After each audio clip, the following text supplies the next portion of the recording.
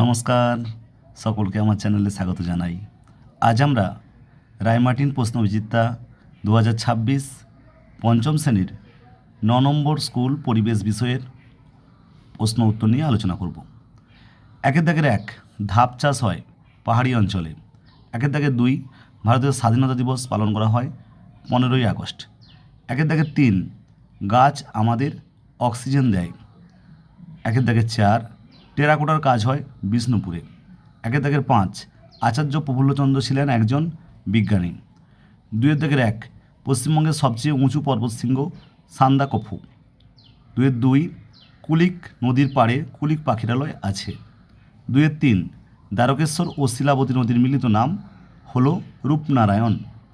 2-এর দাগের 4, ড্যাশ হলো আঁশবিহীন মাছ। শিঙি, মাগুর এ সমস্ত মাছ হচ্ছে আঁশবিহীন মাছ। 2-এর দাগের 5, লবণ বেশি থাকে সমুদ্রের খুব কাছের মাটিতে। 3-এর দাগ, বাম স্তম্ভ ও ডান স্তম্ভের মিল করে লেখো। 3-এর দাগের 1, ধান কাটা ও ঝাড়ার আধুনিক যন্ত্র। 5 দাগের উত্তর হবে হারভেস্টার। 3-এর দাগের 2, দীঘায় ঝিনুক দিয়ে। কয়ের উত্তর মূর্তি গড়ে। 3-এর দাগের 3, জমি চষার যন্ত্র।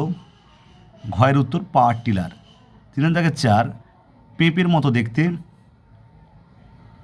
গয়ের উত্তর কোয়াশ। 3-এর দাগের 5, মাছ ধরার জন্য। ক্ষয়ের উত্তর ঘুনি, অর্থাৎ মাছ ধরার জন্য ঘুনি ব্যবহার করা হয়। 4-এর দাগ, 4-এর দাগের 1-এর প্রশ্ন, ডিভিসির পুরো নাম লেখো। ডিভিসির পুরো নাম দামোদর ভ্যালি কর্পোরেশন। 4-এর দাগের 2, বন থেকে আমরা কি কি পাই? বন থেকে কাঠ, মধু, ঔষধ প্রভৃতি পাই। 4-এর দাগের 3, বাঁকুড়া ও পুরুলিয়ার মাটি লালচে কেন? বাঁকুড়া ও পুরুলিয়ার মাটিতে লোহার পরিমাণ বেশি থাকে, অর্থাৎ ল্যাটারাইট মাটি, তাই বাঁকুড়া এবং পুরুলিয়ার মাটি লালচে হয়। 4-এর দাগের 4, একটি ম্যানগ্রোভ জাতীয় গাছের নাম লেখো। সুন্দরী, গোরান এগুলো হচ্ছে ম্যানগ্রোভ বা লবণাম্বু উদ্ভিদ। 4-এর দাগের 5, চিত্তরঞ্জন শহর কেন বিখ্যাত? চিত্তরঞ্জন শহর রেল ইঞ্জিন তৈরির কারখানার জন্য বিখ্যাত। 5-এর দাগের প্রথম প্রশ্ন, 5-এর দাগের 1, ভারতের সবুজ বিপ্লব বলতে কি বোঝো?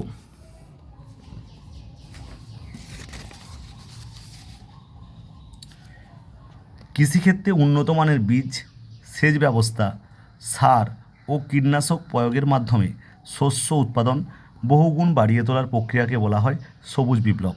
এর ফলে ধান ও গমের উৎপাদন ব্যাপক হারে বৃদ্ধি পেয়েছিল, অর্থাৎ সবুজ বিপ্লবের ফলে ধান এবং গমের উৎপাদন বৃদ্ধি পায়। 5-এর দাগের 2, নিত্যবহ নদী কীভাবে সৃষ্টি হয়েছে? যে সমস্ত নদীগুলিতে সারা বছর জল থাকে তাকে আমরা নিত্যবহ নদী বলি। এই সমস্ত নিত্যবহ নদীগুলি পাহাড়ের বরফ গলা জলে পুষ্ট, অর্থাৎ নদীগুলিতে সারা বছর জল থাকে। উদাহরণ হবে গঙ্গা বা তিস্তা, এই সমস্ত নদী হলো নিত্যবহ নদী। 5-এর দাগের 3, খনি অঞ্চলে কেন ধস নামে? খনি অঞ্চলে ধস নামার কারণ, খনি থেকে অতিরিক্ত পরিমাণে কয়লা বা খনিজ উত্তোলনের ফলে ওই জায়গা ফাঁকা হয়ে যায়, অর্থাৎ মাটির নিচে একটা বিশাল ফাঁকা জায়গা সৃষ্টি হয়। ওই বিশাল ফাঁকা জায়গাটা যেহেতু ভরাট করা হয় না বালি দিয়ে, তাই উপর থেকে মাটি বসে গিয়ে ধস নামে। এই জন্যে খনি অঞ্চলে ব্যাপক ধসের সৃষ্টি হয়। 5-এর দাগের 4, আউশ ধান ও আমন ধানের মধ্যে দুটি পার্থক্য লেখো। আউশ ধান ও আমন ধানের মধ্যে পার্থক্য: 1, আউশ ধান মূলত গরমকালে চাষ করা হয় আর আমন ধান বর্ষাকালে চাষ করা হয়। 2 নম্বর পার্থক্য, আউশ ধান চাষের জন্য কম জলের দরকার, আমন ধান চাষের জন্য বেশি পরিমাণ বৃষ্টির প্রয়োজন, অর্থাৎ বেশি পরিমাণ জলের প্রয়োজন হয়। 5-এর দাগের 5-এর প্রশ্ন, ইংরেজদের অত্যাচারের বিরুদ্ধে লড়াই করে প্রাণ দিয়েছিলেন এমন শহীদের নাম লেখো। তিতুমির কে ছিলেন? ইংরেজদের বিরুদ্ধে লড়াই করে প্রাণ দিয়েছিলেন তিতুমির, যেমন একজন হবে ক্ষুদিরাম বসু তেমন হবে।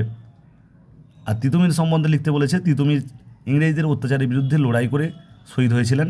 তিনি ছিলেন একজন স্বাধীনতা সংগ্রামী, যিনি সাধারণ মানুষকে রক্ষা করতে এবং জমিদারের শোষণের হাত থেকে রক্ষা করতে বাঁশের কেল্লা তৈরি করেছিলেন এবং বাঁশের কেল্লার মধ্যে থেকে ইংরেজদের বিরুদ্ধে যুদ্ধ ঘোষণা করেছিলেন এবং শেষ পর্যন্ত মারা যান। কিন্তু তার এই লড়াই মানুষ শ্রদ্ধার সঙ্গে স্মরণ করে। বন্ধুরা, আজ তাহলে এই পর্যন্তই। পরের ভিডিও নিয়ে খুব তাড়াতাড়ি হাজির হচ্ছি। তোমরা বেশি বেশি করে অভ্যাস করো আর সকলে খুব ভালো থেকো।